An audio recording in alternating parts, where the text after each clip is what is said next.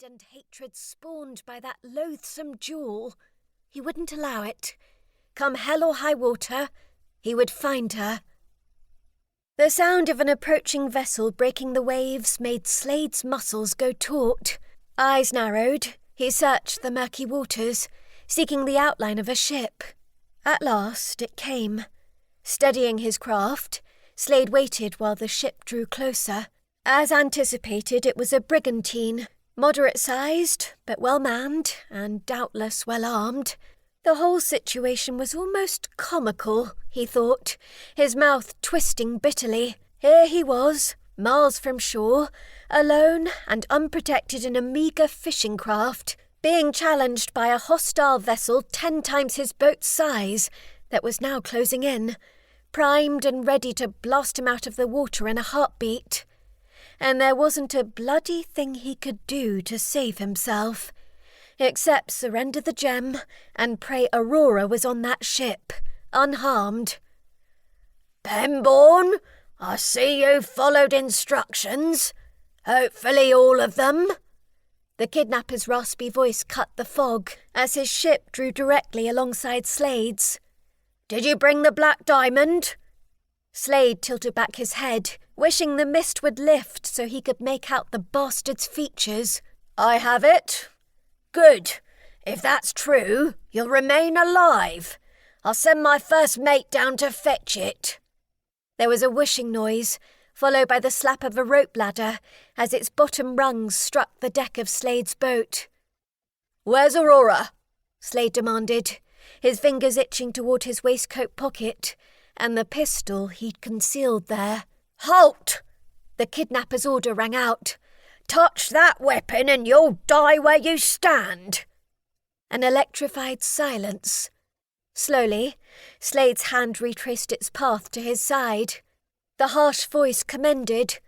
"A wise decision, Pembourne. As for your sister, she's being brought topside. Ah, here she is now." As he spoke, 2 men dragged a struggling woman onto the main deck. She was of slight build. Her arms were tied behind her, and a strip of cloth covered her eyes. It could be Aurora, but was it? Slayde squinted, intent on discerning the woman's identity. He had little time to do so, for she was shoved unceremoniously into a sack, bound within its confines, and tossed over the shoulder of the first mate. "Wait," Slayde said, as the man began his descent down the ladder's rungs. The first mate paused. Addressing the shadowy form on the deck above, Slayde inquired icily, "What proof do I have that the person in that sack is my sister?" "None," the captain retorted, a taunt in his tone. "It appears you'll have to take me at my word." Slayde's jaw set.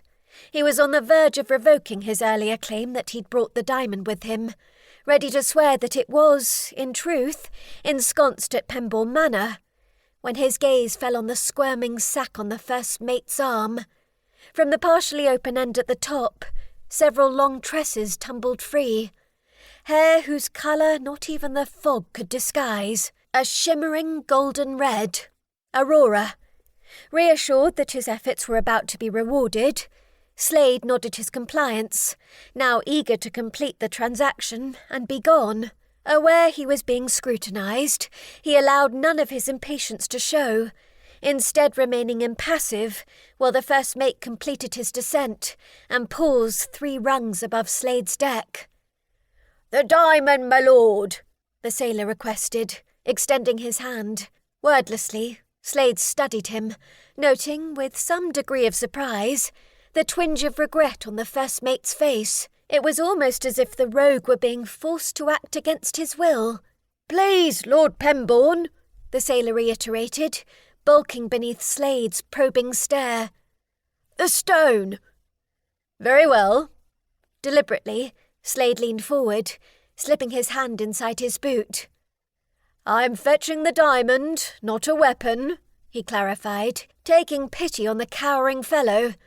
"My Hessian is unarmed." So saying, he extracted the gemstone, holding it out so the first mate could see the truth to his words. Relief flashed on the weathered features.